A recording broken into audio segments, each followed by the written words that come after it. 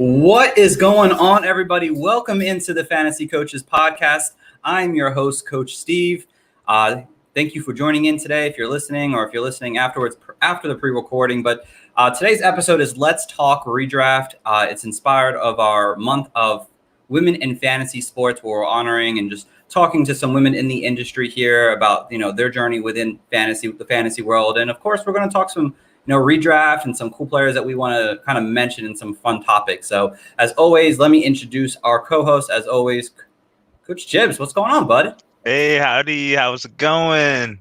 I'm doing good today. Haven't caught up with you in a bit, but I'm ready to talk a little redraft. I'm tired of this dynasty nonsense. It was good with the rookie drafts, but I'm here to win some money in 2021, baby. Absolutely, man. Absolutely. Like I said, we're getting closer. We are in that transition period where we're talking redraft now. Dynasty, it's there. We'll talk about it at times, but we're really getting into the focus of that redraft season, guys. It's getting close to that August where people love the draft and everything. I know this is the best ball season, but redraft is around the corner here. So for our third guest of our Women in Fantasy Sports Month, we brought in a really fun guest here. She is the unofficial sponsor of White Claws. And I'd like to introduce her right now, Stephie Smalls. Welcome to the show today. What's up, guys? I'm so excited to be here. I wish I was an actual sponsor, but not quite there yet. It could happen at any day. You never know. It's all about timing. That's how I say it. So we thank you for coming on to the show today. And before we get really started with our day here, you could just let everyone know where they can find you at on social media and kind of what you do in the industry. Yeah, you guys can find me at Stephie Smalls with 3 L's. Probably already crowding your timeline. It's like my new dad joke that I like to say now, because all I do is hang out with testosterone. So I think I'm slowly catching on to all these dad jokes now. But I work with FTN and do my own show. But I do a little betting now, which is like a new thing. Small Talk just came out today, and then fantasy, your normal stuff. My new podcast is coming out. All the goods. That's awesome. I see the small talk behind you there. That's pretty nice. I like that a lot. The graphics guy made that for me. Oh, that's cool. I like that. We need one, Jibbs. We need one for all. My wall is plain over here. Like, I need to put something there now. I can make one for you. It'll be a stick figure and football and some numbers. Well, I'll take it, man. It came from you, bro. I'll take it. So, like I said, Steph, part of our month here in June is we're talking about women in the fantasy industry, and over the last couple months, at least, I've really noticed more and more that, that some people just don't really, not inspire. What's the word I want to use? Positive vibes towards women in the fantasy industry. And I think there was a situation with you at some point, I think I saw there. And I really wanted to take this month to really just, embrace you guys and show that women even could be better than us in fantasy world, and how amazing you guys are. The content you guys produce, it's no different than anyone else's. So I really wanted to kind of bring that into you guys for today. So, starting off, tell us about your journey in the fantasy world. I love that you've said journey twice since I've been on, which means my marketing skills are very good. Like, that is awesome. I love that. So my journey is not the normal, I was a medical student, come for quarantine, down on Twitter, rambled about the Giants, suddenly got an offer to write for a Giants site about injury reports, then started with a fantasy group, and it's been definitely an interesting path for me here. And I think, oh my God, things are going to fall down here. I think that one situation is probably being nice. I think I deal with a lot of it, but I think alone be intimidating for women because you see someone like me or Victoria or Linda or any of these people that you see all the time getting a lot of clap back. It's like, well, why would I want to start voicing my opinion? So it's not easy, but I think, things are getting better. They're not great. I don't know that they'll ever be at a point where we're all equal. But I think it's getting there. That's awesome. And if you could, to women who are coming into the industry now, for the first time, what kind of advice could you give to them? You have to believe in yourself because no one else believes in you. So it's a lot. It takes a lot to put yourself out there and be confident, especially when you first start out too. I noticed it's definitely died down a little bit since I've been around long. It's been since October, but since I gained a little bit more of a following, I get a little bit less of the female comments that I used to get in the past. But in the beginning there, people are going to challenge you. Like I say this all the time is I thought being a female in medicine was difficult. Female in sports is a whole nother world. Like they challenge just because you're a girl and it makes no sense. And a lot of us are raised that way too. You know, like boys like blue in sports and girls like pink in dolls. And so it's just about changing your mindset. So you have to realize too, some people were just raised that way. They don't realize like, doesn't really matter what's in between your legs. Like we can all enjoy the sport. You know, you don't get football knowledge from anywhere but your brain. We all have one. There's no difference. Well, this is a whole nother pod, but there's not much of a difference between the female and male brain. No, honestly, I couldn't disagree with you more. I mean, we both produce content. I mean, it doesn't matter who it comes from. I mean, if you're giving good content out there, it shouldn't matter who the person is that's behind the words or the articles or the voice. So definitely love that there. And then before we get started with the show today, you know, how many fantasy leagues are you in currently? And what is your favorite sports team for football? Oh God. Do I have to tell you how many leagues I'm in? I'm in a lot. So I'm in 25, like 20 plus. We'll say 20 plus is like where I feel confident in saying the number is at. I'm in a bunch of charity leagues with Sleeper Wire. So a bunch of those came up this year. So prior to that, I didn't have quite as many. I have a hard time saying no. It's very difficult not to join a league. I love startups. I love drafting. So it's very, very tempting, you know. Redraft season is upon us, and that's my baby. That's what I love. I love my redraft. I don't even love Dynasty as the way that I love redraft. So it should be quite interesting how I'm going to balance all this. I haven't figured it out. Shout out to a couple people that have sent me spreadsheets and various Excel. I don't know how this is going to go. It's going to take me like 7 hours to set my lineups, I think. It's going to go great. And like, I don't know what I'm going to do. It's actually this is going to be something I probably regret, but I have to play the game so I can give advice, right? That's what I keep telling myself. Like, I'm doing it. I'm doing it to help everyone else. Like, it's such crap. And then here comes waivers. Which everyone knew.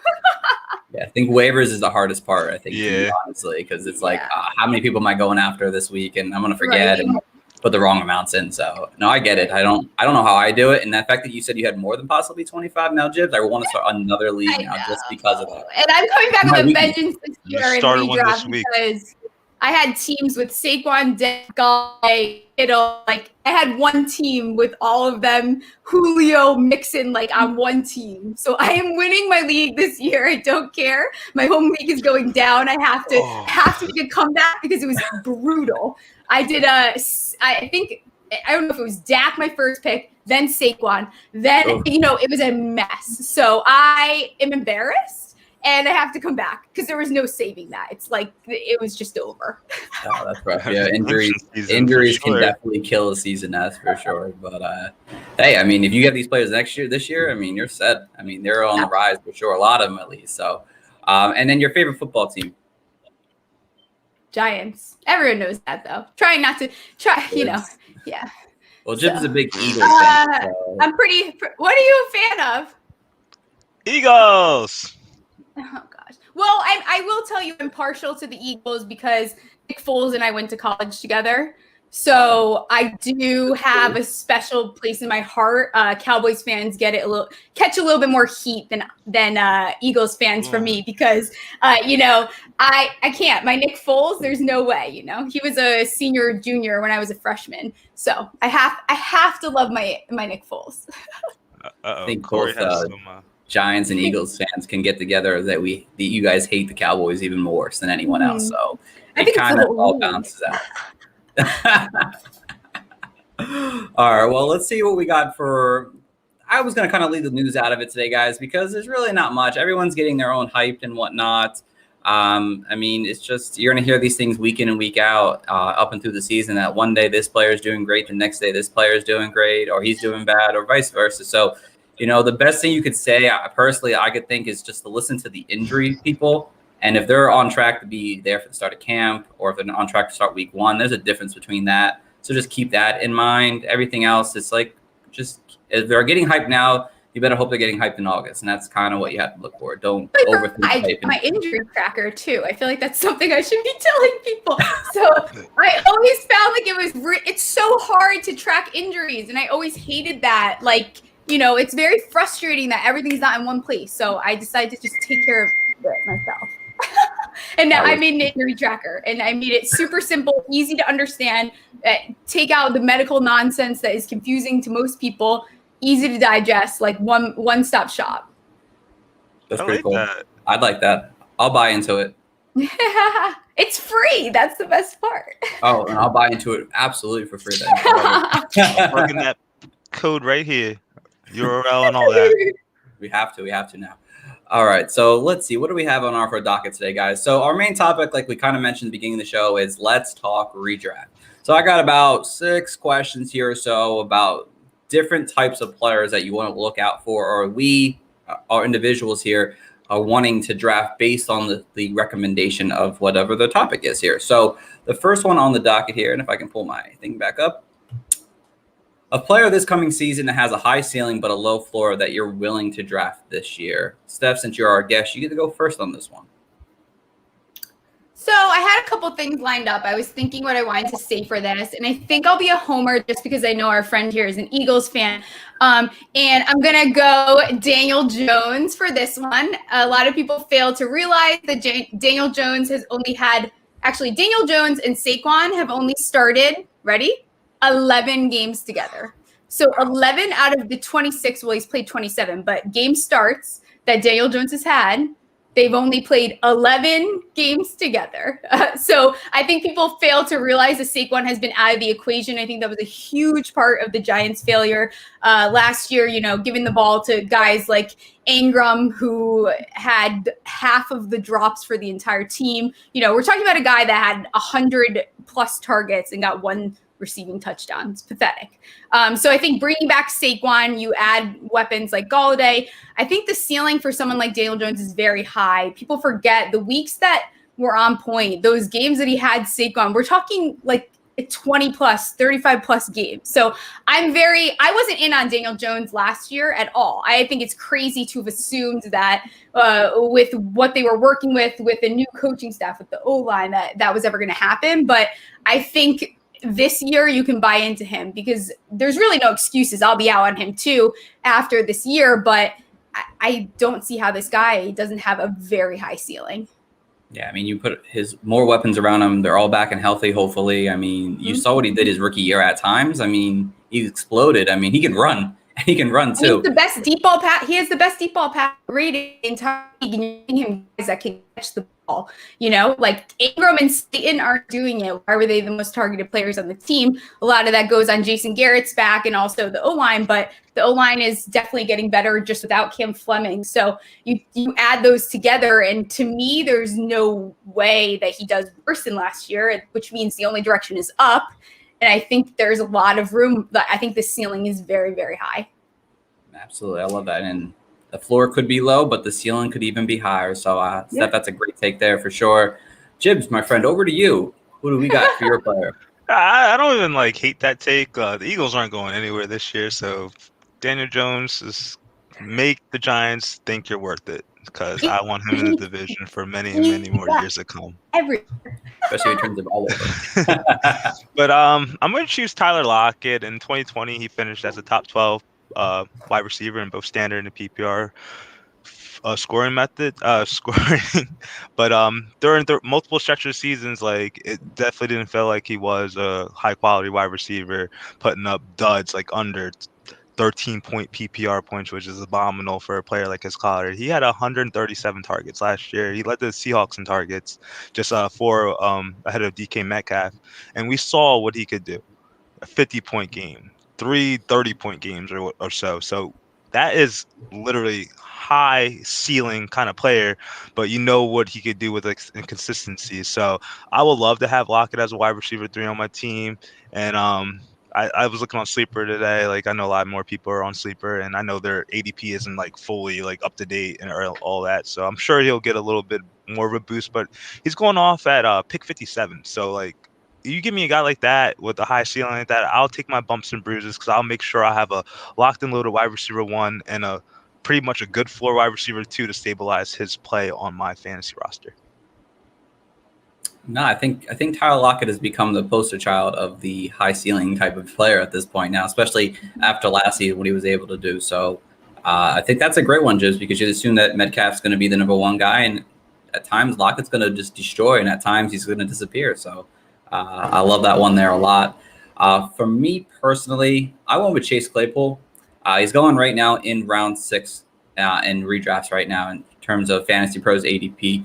And the way I think of Chase Claypool is that, yeah, he's got some issues because there's 2 other great wide receivers there who's going to take targets away from him. But, we lost Shibs.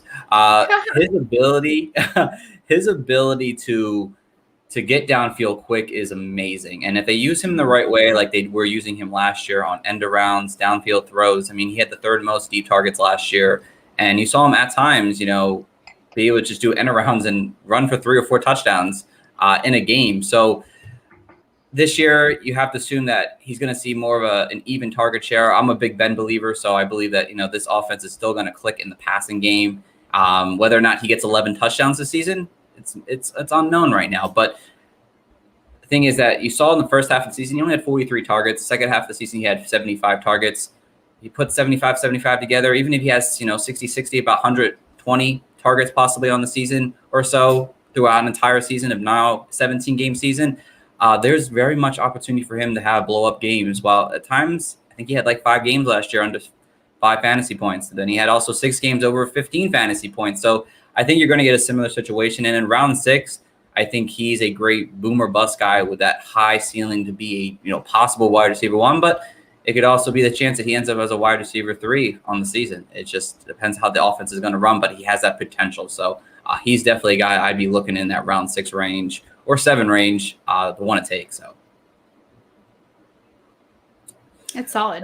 I just wish I could retweet that. And at this point, I'm becoming Twitter because I don't know how to respond to things. I just want to retweet it because it's good. Thank you. So Steve, I have a question for you since you're a big Deontay Johnson fan. Yes. I would think, I don't know where their ADPs are on Fantasy Pros, but I would consider that they're probably pretty near each other. Would you take your high upside pick in Claypool, or would you take your safe PPR floor option with Deontay Johnson? So let's say it's half point PPR because that kind of balanced them out kind of at that point. I'm still going with Deontay Johnson. I'm a very big fan of Deontay Johnson. I think personally, I'm a guy who takes the safe route more often than not. I like to take some shots at times, but if they're going in the same range, which I think they are, I could look it up real quick. Give me 2 seconds here. Wide receivers here. Deontay Johnson's 21. Where is he going at? Deontay Johnson's 67 and Chase Claypool's 63. So Deontay Johnson's actually going later in drafts right now in terms of overall ADP. So I'd go Deontay Johnson. I like the safe route, but I mean, if you wanted to go Claypool with Johnson, I can't argue against it. So, all right. So what number are you looking at? It's their average draft position on Fantasy Pros. What number you gave? It said 63? He's 63, and then that's standard, buddy. 63 is it? Oh wow, that's why. That I was makes gonna say, I don't see that. That's not the numbers I see. Yeah, I was like, thank you for that. So Chase Claypool is 67, and Deontay Johnson 56. So he's going, you could say, almost around maybe before him or so. So I'd still go Deontay Johnson. Thank you, Steve. You're welcome. Sorry for the bad take before, but yes, I'd still go Deontay Johnson no matter what scenario. And even in standard, I'd consider it. But Deontay Johnson is one of my favorites this year. So on to our next one here. And how Najee fits into this whole thing too, because I think it's unrealistic that they're as bad at running the ball as they were last year. You bring Najee in, there's just no way. I feel like at some point, Big Ben's arm has to start declining because he's old and he's having a harder time moving around as you saw last year. So it'll be interesting if at some point we just see Najee as taking over all the targets. I don't know how it's going to work out there, but I'm still a fan. I'm not out on really any of these guys. I think last year put a bad taste in a lot of people's mouths. I think they did. They definitely did. Sure. Definitely did. It's a guy Juju. He'll catch some 2-yard passes. He sure will. I like Juju. I don't care what anyone says. Juju is a good receiver. I don't care. The way that he is falling, like, you don't like TikTok, that's fine. I don't care. The guy can ball. If he is balling, he's balling. Like, so what? He did a dance on like a logo. Like, I get it. I get the respect thing, and it's fine. But like, at the end of the day, he's falling so low in some of these leagues that it's a no-brainer. Juju is still going to ball out because he's a good player. Yeah, I can see him falling like to round like 8. Crazy redrafts. I could see it easily, and then I'm like, okay, I'll take Juju. Sure. Yeah, Juju sucks. Don't draft him. Let him fall. Keep him falling. I'll take him over. I'll take him when you guys are taking Cortland Sutton. Yeah, it's fine. I'll just wait. I'll grab him off waivers. Thanks, guys. Like at that point. After week 1, after a bad game, just drop him. Well, I'll pick him up. Sure, he's gonna have a decent season. He might not have that top 12 season he used to have, but he's gonna have a decent season. So, but no, like see with Big Ben though, like I believe that the injury last year like kept him from really taking his like old school way approach back. So I'm assuming that give him another year. I mean. Again, you're the medical expert. I mean, the fact that they weren't able to, and I don't know how much of this is, but the fact they weren't able to do a lot of things last year with COVID and have him come to the facility as often possibly, I feel like the treatment could have been a slight bit different on how they did his recovery process and the way that there was no chemistry with those wide receivers last year until you really got into the season for the most part. I feel like that gives him another opportunity to have a full off season, another year off that injury off his throwing shoulder, his elbow. And he was forced to throw the ball to receivers that he had no chemistry with because you can't run the ball. Like, I can't reiterate how bad, like the Steelers were actually not bad. They literally had an inability to run the ball. So he had no option but to throw it. And I think a lot of that led to forced throws. It led to a lot of, I don't want to say panicky because Big Ben is obviously, he's been in the league for so long. So I won't use panicky because I think that's a rookie word to use. But like he didn't have many options. So it's going to come down to the coaching staff and what they do. There's no reason on paper that this team doesn't improve. And I get it. I saw their record last year, but like, we all know we thought they were frauds because of how it went down. So they should improve as a team. There's really no excuse right now. I feel bad. I just hope Big Ben takes a knee at a respectable time rather than trying to force getting another ring because I think this will end up poorly for him.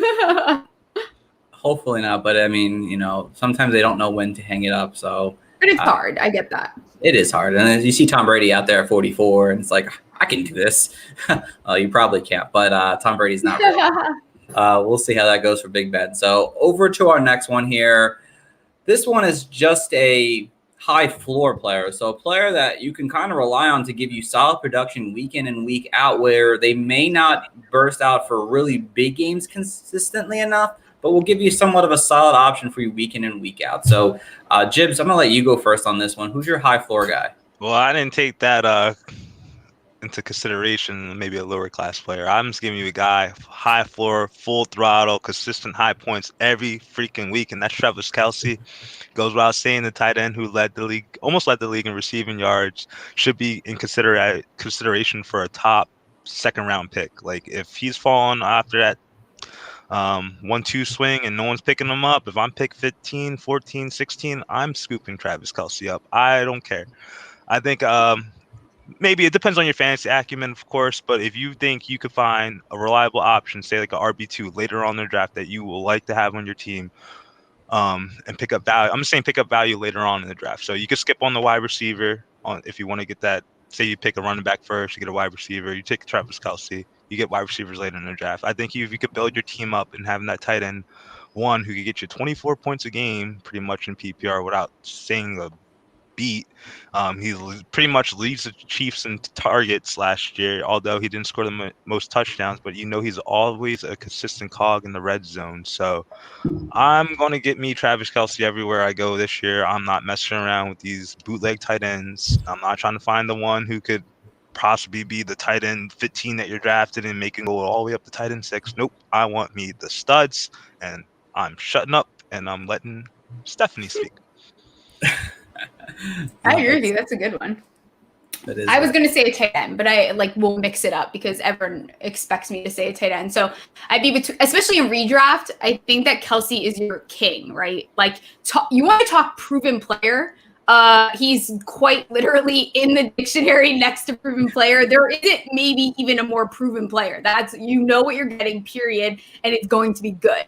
And then if it's great, it's really great, right? And I think it's always worth, I don't care what format you're playing, getting a tight end, like that holy trinity, and then maybe we can add Pitts into the mix. You will sleep better at night, period. Like knowing you have Waller, Kittle, Kelsey, and I will include Pitts in this scenario, is like one of those guys. I know Pitts isn't proving he's not in the league, but like having a tight end that you don't have to deal with. The rest are a headache. You look at the rest of them, and the way that they vary, I'm just not interested. That's why I always go tight end early. I just don't want to deal with it unless you're me last year and you take Kittle and then turn into a laughing stock at your league. But this is hard. I'm torn, but I think I'm going to say Hopkins. So Hopkins is probably my favorite wide receiver in the league right now. I think he gets underestimated in the sense that, there's maybe flashier names, which is shocking to me because he should be a flashy name. And I think that adding guys like Connor, AJ Green is not like, I don't care. Christian Kirk is never breaking out, like just whatever. Murray's guy is Hopkins. Murray is a fantastic quarterback, and that will always be his guy. I think Hopkins finished maybe like wide receiver 5-4 last year. And there's no reason he can't get higher than that. You're going to get a consistent, you know what you're getting with him. It's the same thing with Hopkins. He's awesome, very consistent. And, you can take some of the pressure off with Connor now that they can have a little bit more of a running game. I'm not saying they're going to have a running game other than Kyler running for his life, but like you will get very high numbers from him week by week. And the Cardinals have proven to do that. No, both those options are fantastic, honestly. I mean, love Hopkins. That's sort of high floor, someone who's just consistent. I'm all about that Murray, Hopkins, Connor stack. Like, that's my thing this year between the three of them. I'm okay with it. I love it. I'll do it in any league. I don't care. I think it's awesome. But Murray, I'm also higher on Murray than consensus. So it's true. I mean, we'll be talking about him in a little bit. Maybe we'll see. All right. So for me, guys, I went with Chris Carson. And this is a little bit lower down. You're not going to get Chris Carson in the first 2 rounds, but round 3, round 4, for me, when it comes to Chris Carson, I feel like you're just getting yourself a solid RB2 for the entire season, someone you can rely on week in and week out. He's not going to put up like the high floor of like 20 fantasy points a game like your guys' players, but he has that 10-point game very easily in his arsenal. The coaching staff, Pete Carroll, they want to run the ball consistently. There's going to be opportunity for him to score with Russell Wilson and that great wide receiver core that they have going on right now. And, if you look back at the last 3 seasons, he's played 41 games. Yeah, he's missed time to injuries. That's kind of the knock on him right now or so. Over 60% of those games he's played in, he's had at least 10 fantasy points or more. So that's just consistency there. There's just, with a running back, it's hard to have big consistent numbers week in and week out for over a period of time, unless you're one of the greats. And Chris Carson has proven that he doesn't have to be a great to be really good. He just is good enough to be good for you. And you're going to get a guy who's just going to run the ball probably 15 times almost a game, and will catch a couple passes here and there and score touchdowns. And there's no one there to really challenge him for that starting role right now on the team. So in that 3rd round, 4th round, I think you're just getting a guy with a high enough floor to keep you from wanting to have to figure out the RB2 or even your RB1 situation later in Chris Carson. That's awesome. He's another one. Him and Aaron Jones, like people just decide are like not good or not worth drafting. You guys are crazy, like literally insane. Like they're good. It doesn't matter. I don't care if Josh Rosen is the quarterback of the Packers next year. Like these guys will be good no matter what. because they are good. Like, so Chris Carson's another one. He drops way too low, especially in redraft too. He's a steal. At some point, he's going to fall so low because everyone's high on the bandwagon, guys. But this is a guy that's proven. Well, I was always on the train a little too late, so this year I was too. I will admit, I was too. I'm all about him. Like, I was gonna put him as my one of my players later on, but I'm glad Steve gave us that little rock solid analysis on him. You ain't getting no Chris Carson this year, Steve. Trust me. I forgot to check the comments that are coming in. These were about a couple minutes ago. Yeah, Corey wants smoke. Yeah, Corey, he wants. It's not water, Corey. I'm sorry. I drink water all week. It's Thursday, bro. And we got our boy Kyle. You got to include Andrews in that conversation before Pitts. No. Nah, well, I'll wait till the next Literally, one. no. And I won't. I would rather wait at that point to get someone like Janu. It's true. I'm sorry. I'd rather wait. And get someone like Janu. I'm telling you. Is it my turn yet? So we're good. We'll go into the next one. One player you're completely staying away from now in fantasy. Jibs, I feel like you want to talk. It's Mark Andrews. It's Mark freaking Andrews. Yes, the hater rate gets to come out. I'm sorry, Kyle, but I like 1 year too soon this time. I hitched my wagon to Mark Andrews last year, and I don't want to ride that roller coaster at all this season. Besides the big two, we knew the tight ends were just a complete wasteland, and even though Mark Andrews finished as a tight end 4 last year, I just can't fathom it. I think he was just saved by the position, but when Mark Andrews, if he scores a touchdown, he's gonna be top on that weekly rankings list.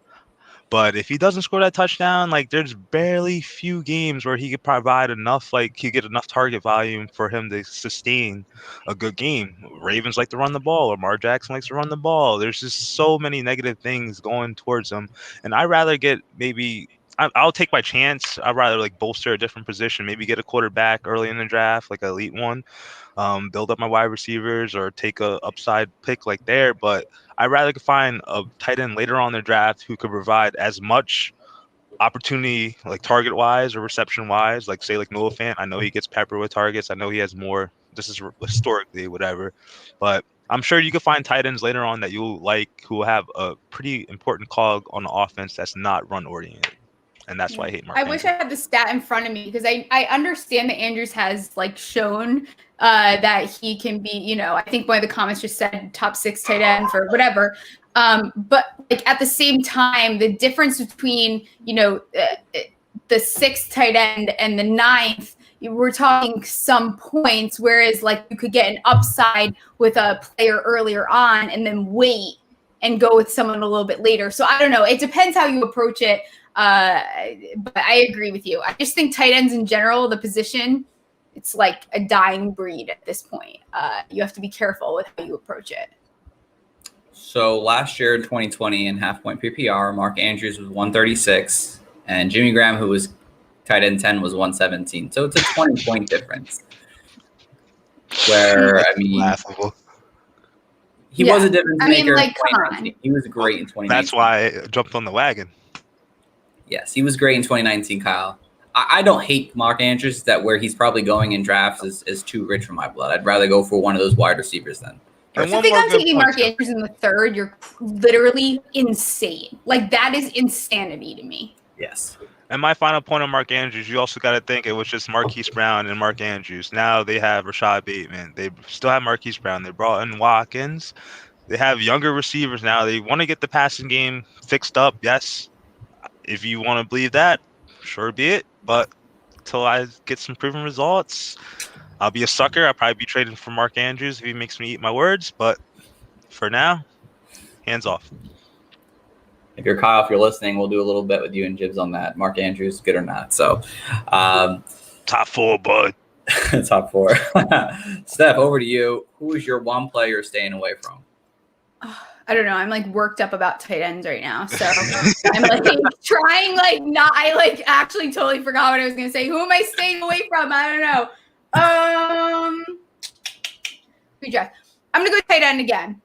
I'm staying away from Logan Thomas, and I understand. I've seen the numbers. I talked about this today with someone, and I did delete my tweet, and I never delete my tweets. But like, I get where the targets add up. I understand that he should, no matter what, even if it's 18% share, he should get 100 plus targets. Here's where I'm having a problem. There's a lot of talent on that team. I'm not going to say mouths to feed, but we're going to say mouths to feed.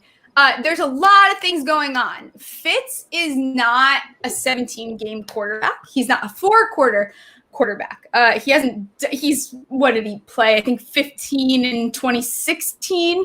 But the last time he played 16 was 2015. I just don't believe that Logan Thomas is going to be the guy that takes you to this promised land. I'd almost rather risk it on, and I haven't said this one time, I would rather take Hunter Henry, knowing that it's a 12 personnel system. So knowing that we have a new quarterback coming in, they went ahead and even drafted Diami Brown. I don't think Logan Thomas is going to get as much action as people think. And I know, Rivera and the whole Olsen, blah, blah, blah.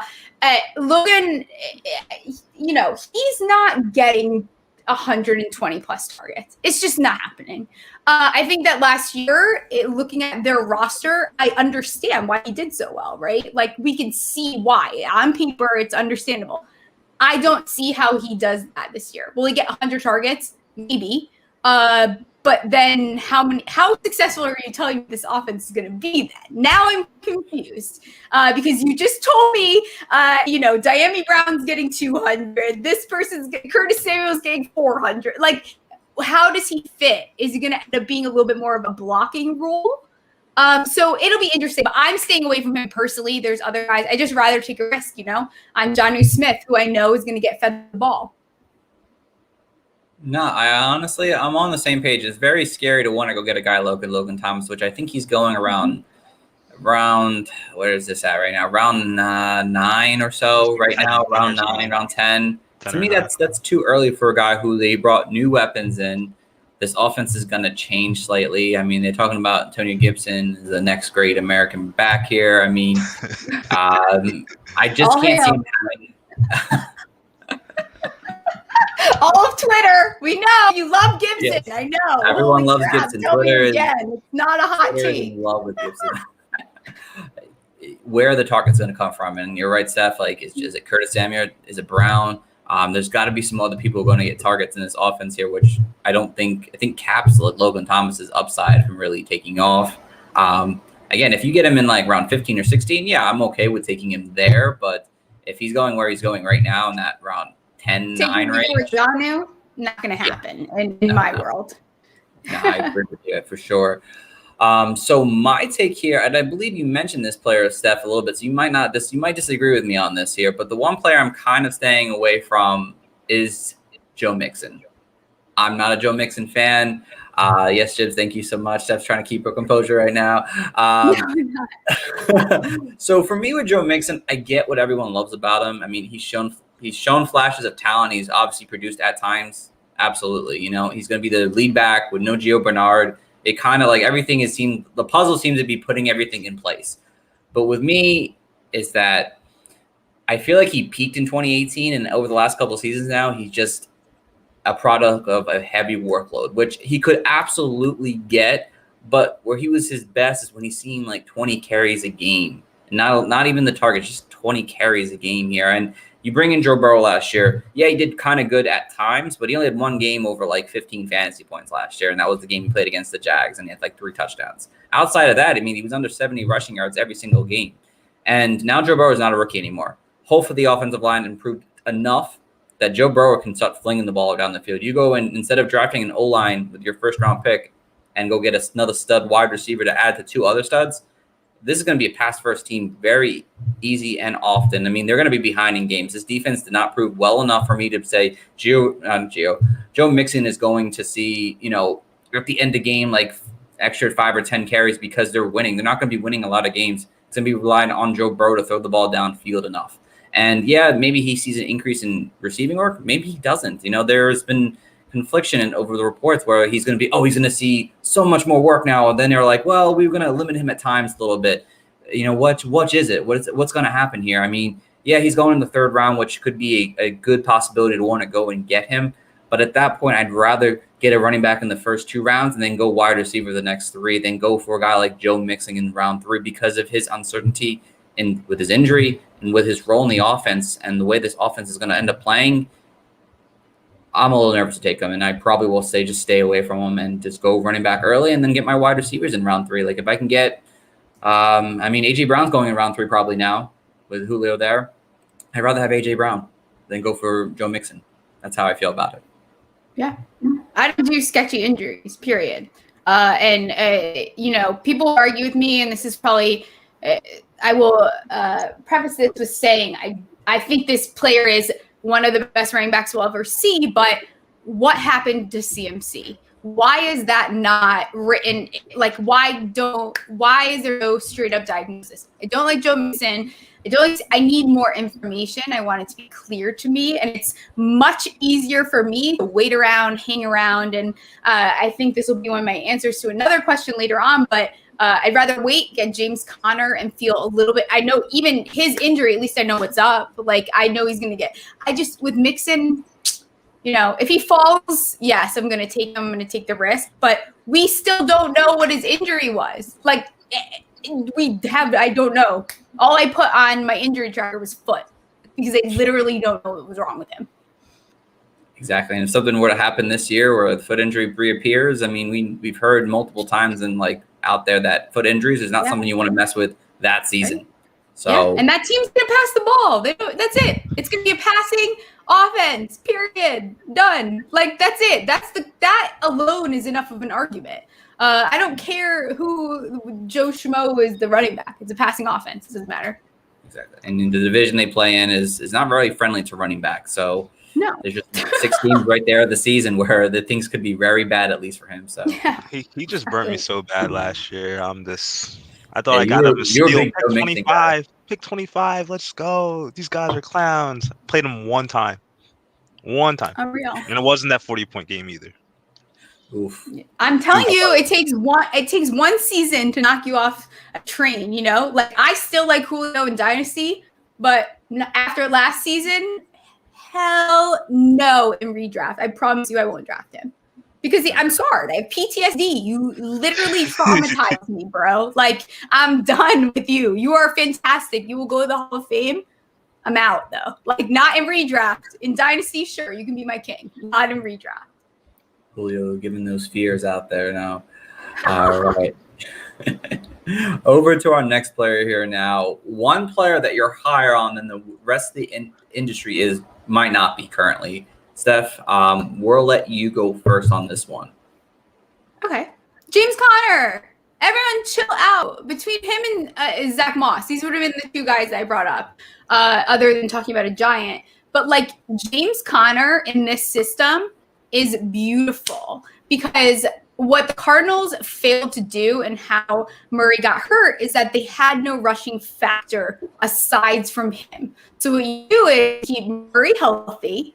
You give Conner minimal targets to amplify his longevity so he doesn't need a lot to produce in fantasy. And there's no reason this guy can't finish fantastically off the season. I mean, his ADP is ridiculous. I was trying to pull it up, but he's dropping so far down. A lot. What a lot of people fail to realize too, like coming from an injury perspective, is look at the guys that get injured, right? CMC and Saquon. What do they have in common from their injuries? That was it. That's their team. The Giants, Saquon. Period. That's their team. So once you bring in factors that can protect that player from being used and abused, there's no reason that James Conner, who I don't care, he's a good football player. So I'm not out on James Conner. I think that's, Chase Edmonds will never break out. And I understand that's hard for a lot of people to understand. But people are hanging on to the Cardinals' skill players because I think of Murray. But Christian Kirk and Chase Edmonds, I'm just not in on. I'd rather take someone like James Conner because I think he's not going to, I think the Steelers were forcing him into a role that he didn't fit. He can't take that workload. that workload. That's exactly what I was going to say. He's not a workhorse back, but he's someone who, with a complementary role where he doesn't have to run the ball 16 to 17 times a game. If he ran the ball 9 times a game, his efficiency when he's healthy is amazing. He's a top 5 back. Or top 10 back, that's a little too much. Top 10 back when healthy. So we'll really back a little bit. Definitely not top 5, but top 12 back. Top 12 yeah, back I think people are so out on him. Even like Zach Moss too. You guys saw what? Like 5 games of him, and like now we just hate Zach Moss. Like they have to run the ball. I know you hate him. It's fine. That's okay. I'm telling you, he's fine. Like you're never gonna get much even out of a running back that's on Buffalo. So is it Zach Moss's fault, or is it your fault for thinking that Zach Moss can put up Saquon numbers? Like, probably their whose fault is it? I'm taking Zach Moss over Singletary, but well, I mean, come on. There we go, Kyle. We can agree on that, though. Cardinals O-line looks pretty good this year, so I agree. I agree on that. Stephanie, are you sure you're not a secret Cardinals fan? I'm kind of getting them vibes. I'm a little bit of a closet I'm not like I like them for fantasy. I hate their rebuild because what they did was enter this plateau of good meets great, and they'll never get out of it, right? Like they made some moves that you can't move out of the area, but please, for fantasy, people are too low on Kyler. People are too low on Hopkins. Connor has no reason that he can't produce. The O-line there is going to be fantastic this year. Even their defense doesn't look horrible. They draft well. I just think Seattle was there for a while too, and they're coming out of it completely. Where it's like you get kind of stuck in an okay rebuild rather than just going for the gold. So you're just a good team for a while. You make it to the playoffs every year, and that's it. Yeah, that division's tough. I like their players for fantasy. I'm all in. So am I. Jibs, over to you, my friend. Who's your guy? I kind of want to swap this one, but I think I'm just going to stick to the script. I'm going to go Russell Gage. Yes! Russell Gage is currently the wide receiver 64 in half PPR. You get him at round 15. To start around 15. It's criminal. There's no Julio Jones. We know Kyle Pitts is there. We know Calvin Ridley is going to have a good season. I know Kyle Pitts is probably going to have a good season. But Russell Gage last year, even with Julio being in and out the lineup for some portions of the season, he was third in that team. And I think he was second in the team in targets, actually. And then third was Hayden Hurst. So I figured like he probably would keep the same kind of level and same kind of consistency in the offense. We probably have the same amount of touches. We know Kyle Pitts would probably explode in the scene. You can have some speculation that maybe the Atlanta throws less with Arthur Smith coming in town, but I don't think they're going to just roll out Mike Davis like he's a freaking tank for 16 games like Derrick Henry. So I still think that the Falcons are going to pass, and I think there is definite great value in Russell Gage. He doesn't have to be your wide receiver 3, but like literally if ADP doesn't change or the rankings don't change, like this man you're basically getting him undrafted, and he could provide great value, especially if you're in a deeper 12-team, 14-team league. So you go get yourself some Russell Gage. And by the way, he's behind guys like Christian Kirk, Paris Campbell, Denzel Mims. How many times does Christian Kirk have to finish as like a top 60 wide receiver for you guys not to get it? Like literally, he's actually the bane of my hit between him and AJ Green. Like I can't handle it. Russell Gage is going to be relevant like next year, even if Julio stayed. He does better when Julio is not on the field. So Julio is not going to be on the field. The targets need to go somewhere. They're not going to all go to Pitts. They'll mainly go to Pitts. Ridley will be the wide receiver 1, and then you can actually let Gage be the wide receiver 2 that he is instead of a 3. So for the value that you can get someone like Gage, he's very much worth it. I very much agree with you. And Russell Gage finished wide receiver 41 last year in half-point PPRs, and that was like, not playing literally like the starter role all season long. So he killed it down the stretch too. And he barely played, like quite literally barely played. He throws passes too. He does throw passes. He does. That was pretty cool. I like when a wide receiver can do that out of nowhere. All right. So over to mine. I went with Adam Trotman, and mostly, I went. Thank you. I like that. For one, his ADP is 300. He's wide receiver, tight end 40. In terms of ECR, if you guys follow that, I mean, I think it was like his ECR was like 26, and I have him at 14 in my rankings. But he's just, what you see in this offense now is that, Drew Brees, while he was probably one of the greatest of all time, you could just tell his arm wasn't the same anymore. He didn't have that ability to throw the ball downfield as much. Now you have hopefully Jameis Winston, and this thing could change if it's Taysom Hill slightly. But if you have Jameis Winston, which I believe he's going to be the starting quarterback here, the ball's going to be aired out a little bit more, I think, in this offense here. And then you already have Michael Thomas. You lose Jared Cook. You lose Emmanuel Sanders, that's well over 100 targets right there. Traquan Smith, who I kind of like as well. Could he break out? Yeah, it's possible. But Adam Trotman, I mean, the tight end position usually for the Saints is pretty decent. And over the last couple seasons, Jared Cook has kind of made that position relevant again after, years with Jimmy Graham and whoever else was there prior to that. They've always had a decent tight end for the most part. So Adam Trotman coming out of college, I mean, yeah, he had some work to do, but as a wide receiver or as a receiver himself, he was great. I mean, 900 yards, over 100 catches his senior year at college. The guy can he has enough speed. He's got the hand to get downfield and catch the ball in contested catches in any situation. And the fact that he's going so low, I mean, again, if you wait on that tight end position and if you don't go for Kelsey and you go basically with your last pick, I probably believe, Adam Trotman could end up having a pretty big season that gets him to that top 10 in terms of tight ends because of where this offense is. And it's turning into more of a hopefully pass-first offense with a guy like Jameis Winston sitting at quarterback now. I like that pick a lot, especially the low risk that you're putting into the investment. Like if he doesn't pan out, God forbid, you still could just keep playing scratch-offs on the waiver wire. Scratch off the waiver wire till you find someone, because eventually someone's going to pop out, and you may have to pay a lot of money for them, or you might have your guy in Trotman. Right, exactly. For sure. It's funny. I got a lot of hate at that. And it was just probably before the Super Bowl. I mentioned like Troutman is one of the guys that I see being, and I hate this word, but he could potentially break out. I think there's no reason that he doesn't. I think with either quarterback option, you could very much this guy still be the only consistent piece here. And I also, all these people with their numbers, you have to break out by like year 2, year 3 to be like a proven. He's still in this window. The talent is there. The scheme is there. So I think that Troutman has a very good chance. And we see it every year, right? These guys that we weren't expecting come into the picture. He's one of the guys that I wouldn't be surprised if he comes into the picture. Yeah, absolutely. Absolutely. All right. So over our next one here, we got one player you guys might be lower on than the rest of the industry. So, Jibbs, you go first on this one. You're on mute, my friend. You're on mute, and I'm listening, but I'm going to go grab my computer charger because I don't know why I don't have it. Okay.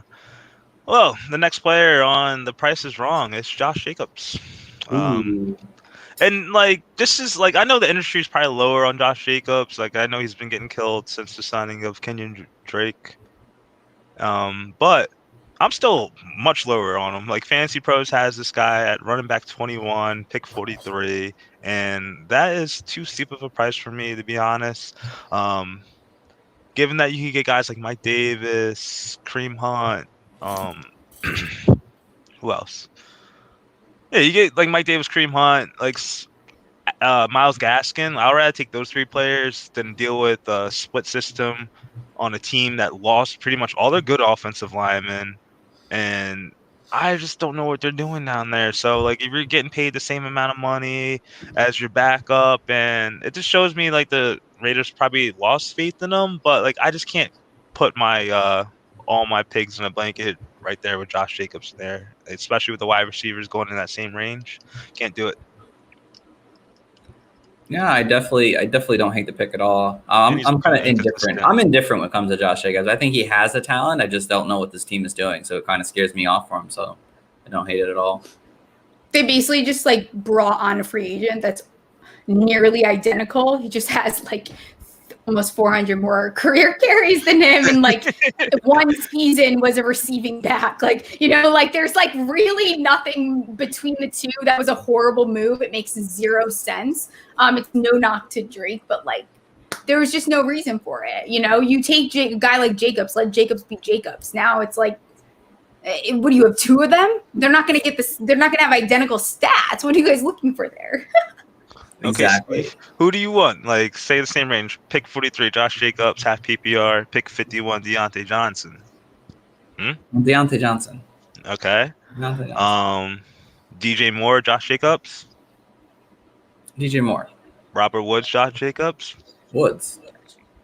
Okay, and then like basically you're just you're basically like biting hairs with this other running backs in that same range with Jacobs, exactly. Mike Davis, and all that. Again, my strategy is go running back early now and take the wide receivers late. That's what I prefer now. If you're getting Josh Jacobs in the 5th, I'd rather just not get him in the 7th if someone calls on him.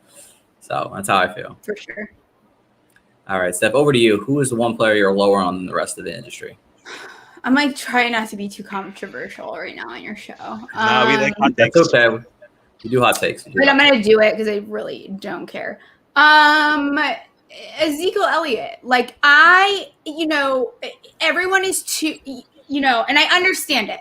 And this is again, let me preface this one more time with like, it's no knock on Ezekiel Elliott. Ezekiel Elliott is a great running back. He's a fantastic running back. He's a running back we will talk about for years to come. Zeke played not well last season.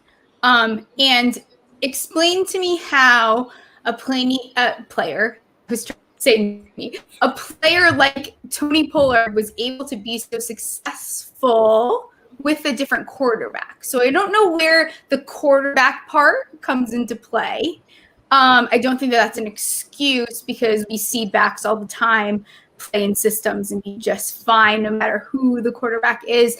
And I also think, again, here I am because Twitter has invaded my brain, too many mouths to feed. I think Dak's going to come back and Dak's new toy is going to be CeeDee Lamb. The only reason why Zeke will continue to get as many targets as he does is because he got paid too much.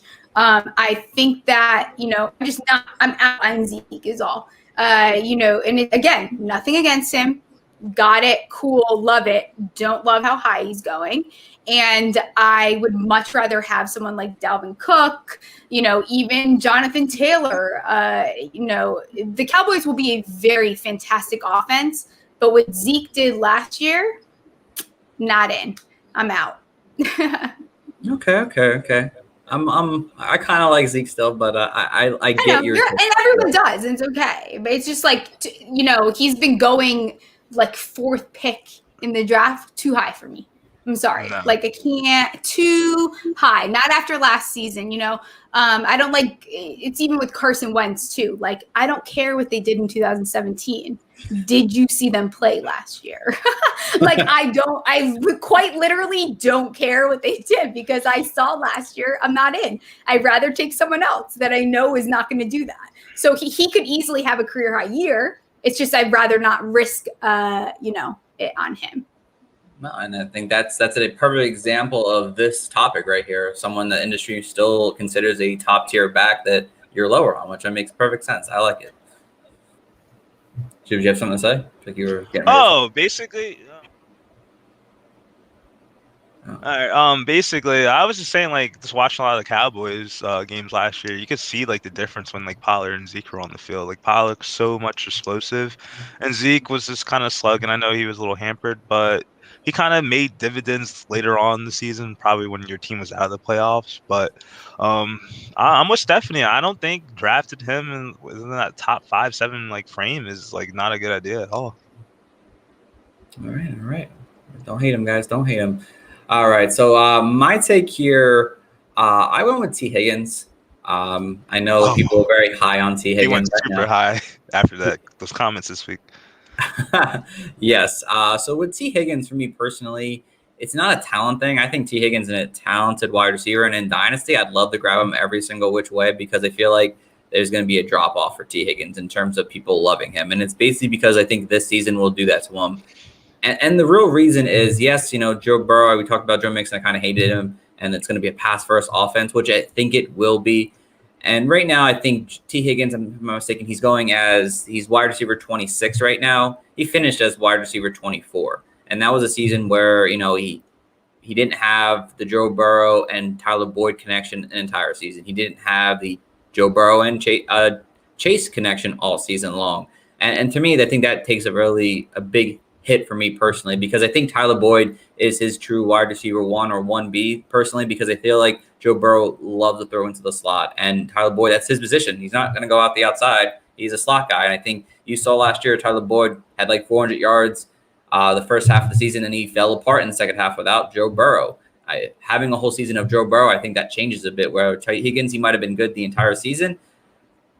It's different. That's why it shows that he's a really good wide receiver. But in terms of this season alone, you're going to have Jamar Chase there now. That connection is going to be a lot better than what A.J. Green and Joe Burrow did last year on like 60 catches over 100 targets. That's not going to happen with Jamar Chase this coming season here. So you're going to have a better connection with a guy than they had last year. Then you have Tyler Boyd with Burrow the entire season. So for me, I think Higgins is going as high as he is to possibly be their third wide receiver on this team here. It's too rich for my blood. I'd rather wait on him or go and get Boyd or Chase. I think they're going to be legit the 1 and 2 options on this team, where T. Higgins, unfortunately, which I love him, but he's going to probably be the third passing option and probably finish more as a low-end wide receiver 3 than a low-end wide receiver 2 in my books this year. And I'm trying. I don't know what I mean. Like, it's good. No, I agree with you. It hurts my to heart. some extent, though, I think sometimes people forget that like adding a real wide receiver 1 sometimes does help the lower wide receivers. But again, like like where he's going, way too high. Not into it, not buying it. Like, it's just too much for me. If Chase wasn't there, yeah, that value's good, but too high right now, especially when there's other guys that you could get at that value. Exactly. That's kind of how I feel about it. So hopefully, and maybe not. Again, I think he's going to be a guy who kind of dips this year, and then that's the time to buy low on him. And then Boyd leaves maybe next year, and it's just Higgins and Chase, and it's going to be a fantastic duo for like 5 years, hopefully. So for this sure. season, a little low on him. So let's finish up with the last one for the night here, and it's one player that we must have in all of our redraft leagues, no matter where they're going. This is the one player you want. Steph, I'll let you go first. Who's the one player you want in all your redrafts? I don't know. What do I go with here? All my drafts. I don't want to say a Cardinals player because you guys. Rondell Moore. I'm like trying to think of another player because I don't want to say a Cardinals player. Oh God! Kenny Galladay.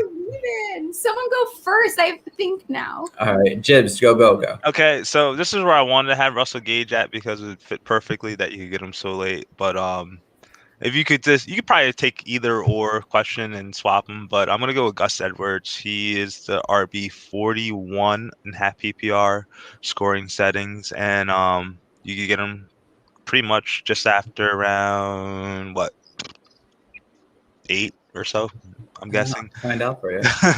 But literally, like, I would just love to have Edwards as a plug and play piece in my lineup, especially in deeper leagues, because he can provide you some depth during the bye weeks. Also, he's a pretty good handcuff in my estimation if J.K. Dobbins were to get injured for a couple of weeks. But he also, I think he has some standalone value. It's not like big standalone value like Kareem Hunt, where we're drafting him like 3 rounds earlier, but like he will get you 9. He averaged 9 carries a game last year with Mark Ingram being there the whole season. So I figured he could be a double-digit guy. You know, he gets some uses in the red zone. So I think, like, for especially in deeper leagues where you're just kind of constantly battling for the next big thing, I think he could give you a little bit of some depth for your team. That's it. I think he's a good running back to have. Like, I don't know if I want to take the chance on Tony Pollard, Nyheim Hines, all of them. I'd rather have Gus Edwards and AJ Dillon, and it all depends. Like, maybe if the Michael Carter hype ceases to exist during this mini camp season, I'd probably rather have him over him as well. All right. Well, he's going pick 110 right now, so it should leave around like 10 or 11. So you can get him for cheap. So if you're getting him in every round there, you're snacking good, man. You're snacking good. So Steph, did we figure out a player here? I'm ready.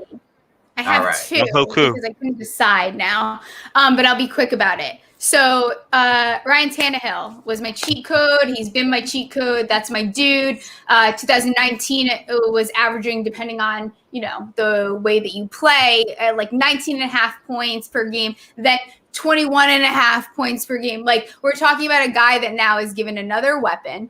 They scored like 33 touchdowns. I think this guy, his value to the moon. I think as much as Twitter talks about him, still going to go way too low. He's a guy to have, because talk about consistency, like we talk about this high floor. His floor is very high, like very high, but his ceiling is even higher. I think adding Jones too, you keep, AJ Brown is coming off of two bilateral knee surgery. Derrick Henry, they talk about this 300 touch, whatever curse crap that Twitter tells you. You're keeping these guys healthy. You're keeping older Jones healthy. I think that he has everything he needs to be even better than he's been. And I mean, like 21.5 points per game, I'm all in on that. The second one is Trey Sermon, because Wilson had surgery, tore his meniscus. I hate meniscus injuries. Wilson is going to be out for several weeks of this season, and not a fun rehab. Don't like it, not in. So between Trey Sermon and Wayne Gallman, both of them you're going to get very, very, very late. If Wayne Gallman can be on, both of these guys will see the field. Trey Sermon will probably end up having a bigger rookie year than people think, because of the fact that, it's like Barnacle Boy and Mermaid Man or whatever the hell their name is. Like, they're, Mostert and Wilson, that's it. Like, it's just like the dudes, they're not going to be able to hold up the back next year. Mostert already can't make it through OTAs, can't make it through mini camp. He's always injured, plagued. He's been dying off a little bit there. So I think Trey Sermon's definitely, you'll see him on the field. You should have called them the Wonder Twins. Power of the old man and power of the wheelchair. Boom. Yes. That works great, Jizz. I love that there. Nah, I love those a lot there, Steph. Mine real quick here. I have two twos, but my one I'll talk more about. It's Nick Chubb. I think Nick Chubb's going to get overlooked in drafts this year, and I think the guys like Jonathan Taylor, DeAndre Swift, Cam Akers are all going to probably go ahead of him in round one, more than likely. And I think Nick Chubb is just so underrated in this league. And then if I can get at the end of round one, beginning of round two, I'll be pretty happy, honestly, as my running back one. Yeah, he had an injury last year, but he came back and showed that he can still be a dominant factor, even with a guy like Hunt on the field. I mean, he was RB6 the first 3 games, and that was one game he had like 30, 40 yards. And he comes back after the injury and just puts up RB3 numbers there with Hunt on the field. So this Browns team is supposed to take the next level next year. I think they do. And I think Nick Chubb, I think if you get him late round one, early round two, I think you'll be really happy, because he's just going to put up great numbers all season. So he's definitely someone I'm probably going to target and go for pretty much in all my leagues. And if I have a late round pick in any redraft, I'm going for him. And then real quick, Bob Woods, round 5. If Bob Woods is sitting there in round 5, I think his role expands with a guy like Matthew Stafford and his ability. And I'm looking for that all day. So I got 2 more. Go ahead. Jibs. And then for lesser consideration, if you still pay with kickers, Tyler Bass, kicker 10. He's money, playing on that Bills offense, high sustaining stuff there. And then defensive number 10, New England Patriots. They spent a boatload of money. Yeah. They spent the bag to all. And they're getting a lot of players back, too. So they got a lot of players back. They ain't going to be trash. Maybe Stephon Gilmore is gone. Maybe he's not. But I still have a lot of faith in that defense. So those are 2 kicker defensive guys you could get late before everyone picks their, like, Justin Tuckers and Harrison Buckers and Jason Bay and all that. So. Okay, one more person. Sorry, I know. So from a Giants fan, let me tell you, someone that will be on waivers, you don't even have to draft him. And he's going to being one of the higher scoring tight ends. Kyle Rudolph, okay? Kyle Rudolph is Witten. Garrett wanted Ingram to be Witten. Ingram cannot be Witten. Kyle Rudolph is going to eat in the red zone. Kyle Rudolph will be relevant. He's going to be free. You can quite literally, like, you don't even have to draft him. And he will be a fantastic person to have, like, on your bench. See how he fits into the scheme, but I promise you, he's going to be relevant. You have to draft him on ESPN, but I like what you're thinking right there. All right. I have no. I'm just I don't have any more. But I probably could give you 1,000 more. We could probably go all day about this. We probably could. But I think we're gonna wrap things up here, guys. Now it's just a little over an hour. So, Steph, we thank you so much for joining our show today. This was a ton of fun. Before we let you go, just let everyone know again where they can find you on social media and anything you want to just mention that you may be working on. Yeah. So you guys can find me at Stephie Smalls with 3 L's. I don't, if you guys don't know, the 3 L's stand for Brady, and one of those L's came from Foles. So see, there's some Eagles love there. I don't hate the Eagles entirely. I help know my handle, 2 from the Giants, 1 from the Eagles. But everything I do is on FTN, on my Twitter.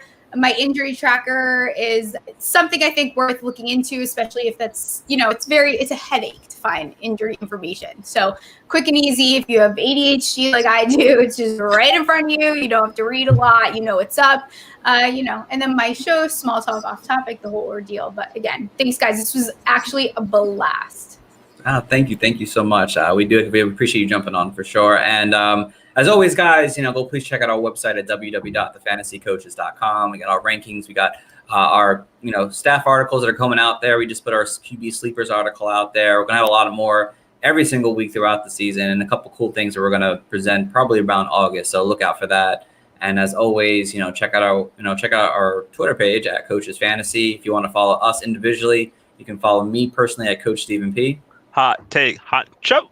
So give us a follow, guys. We'd appreciate it. Anytime you guys want to talk football, we're here for you. And until next time, guys, have a great one.